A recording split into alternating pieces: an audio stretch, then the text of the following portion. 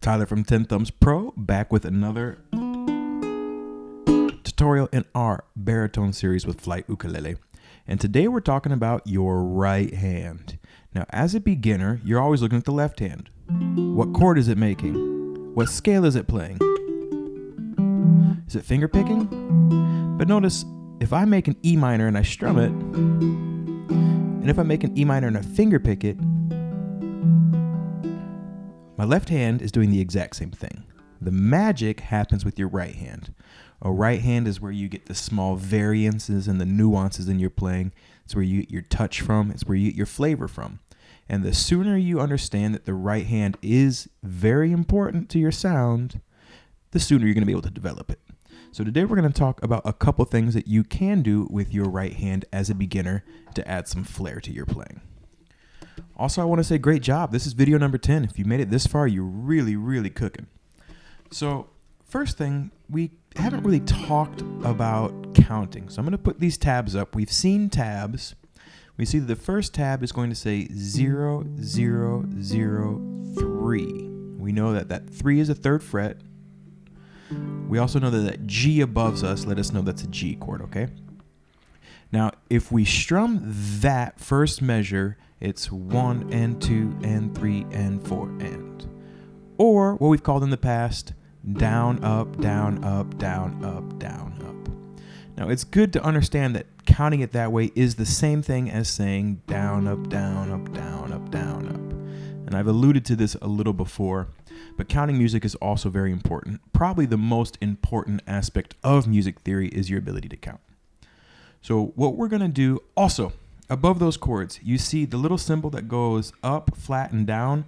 This means a down strum, and the V means up strum. So that's how you know it's down, up, down, up, down, up, down, up over those tabs, as well as 1 and 2 and 3 and 4 and. But what we're going to do is we are going to learn how to mix our strumming and finger picking here. So we're going to go 1 and 2 and 3 and 4, or down, up, down, up, down, up, down, and follow it with some finger picking. From our tabs, we can see we start off open D string. We're going to use our thumb there, and then we're going to use our index finger to play the open B string. So we go D, B.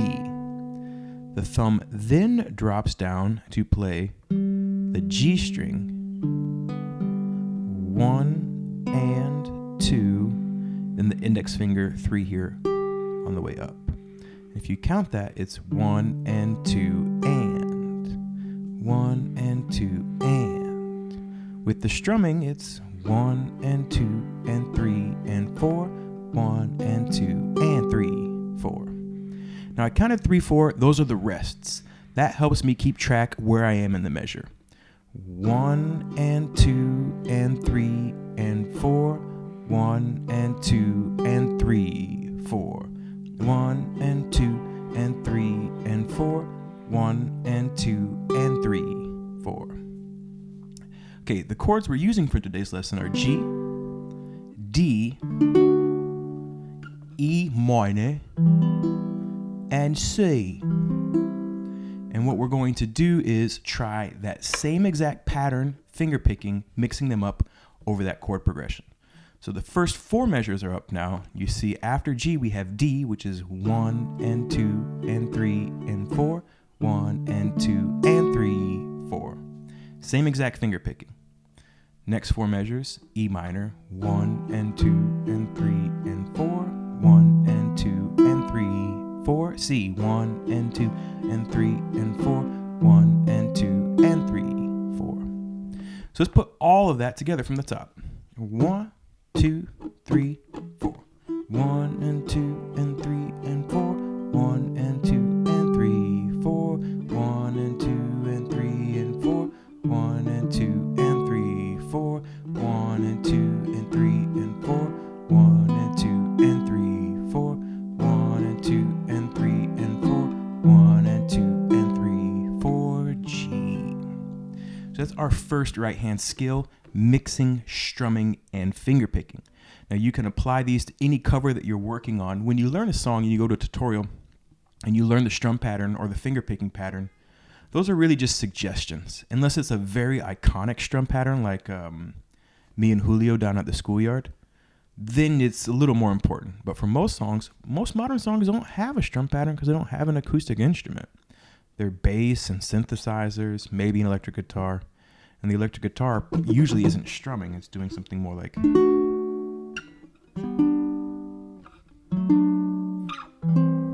So you have wiggle room, and feel free to experiment with these other ideas. Another right-handed sound is this chunk sound. When applied to a strum, it sounds like this.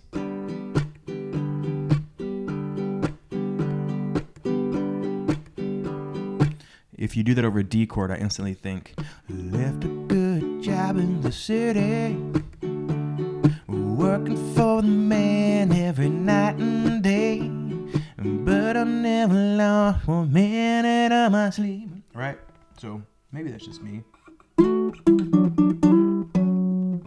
wait, how's it go? Yeah, that's it. Anyways, getting off hand, let's focus on how to do that. This is all right hand. So take your left hand, cover the strings, and just start with this sound. What am I doing? I'm letting my strumming fingers go through, and I'm really trying to mostly still hit it with just this finger. If it catches more fingers, that's fine. But look where my thumb is finishing.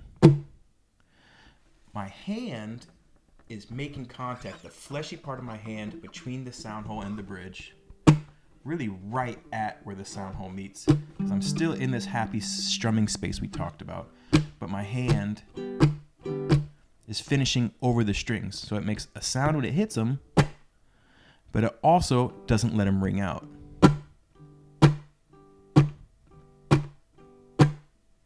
Now, if we do that on the second and 4, if we make a G and just do down, up, chunk. Now, I've heard this referred to as chunk and chuck strums. I refer to it as a muted strum because that's what we're doing. We're muting the strings.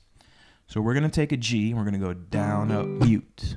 1 and 2, 3 and 4. Down, up, mute. Down, up, mute. Just try this with me.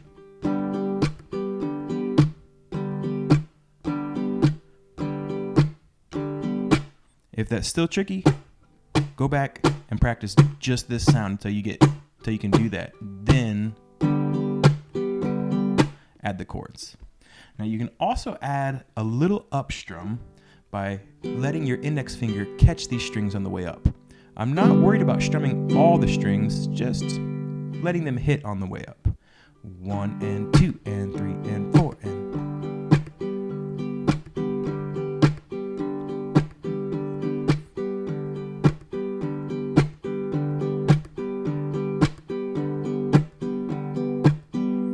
Okay, so you want to get that down.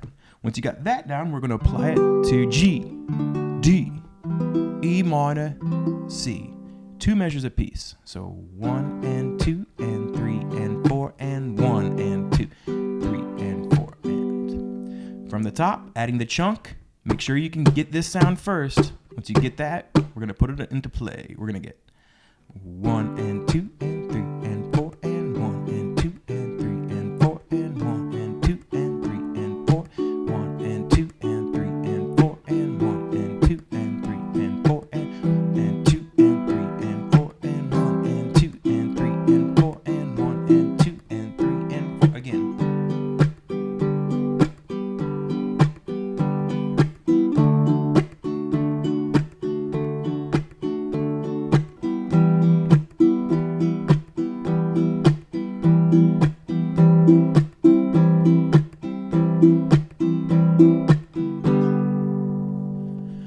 One more cool right hand trick, the country strum.